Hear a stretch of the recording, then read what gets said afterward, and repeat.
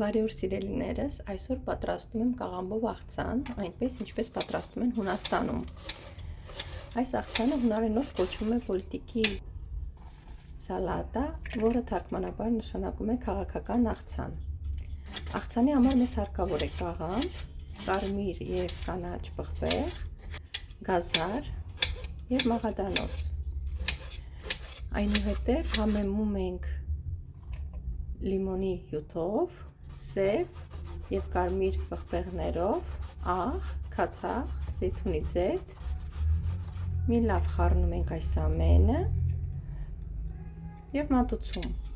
Լավ կլինի մատուցելուց առաջ մոտ 1 ժամ կամ 2 ժամ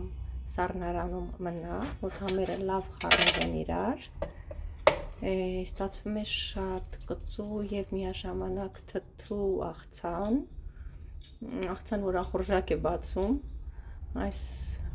մեծ ամանը, որ տեսնում եք, ես կարող եմ 1 օրում ուտել և վերջացնել մենակս։ Բայց եթե տանը կան փոքր երեխաներ, կարող եք ավելի մեղմ համի պատրաստել, որտեղ այն լի է վիտամիններով, ինչու ոչ ուտեն նաև երեխաները։ Հուսամ ձեզ դուր կգա, բարի ախորժակ։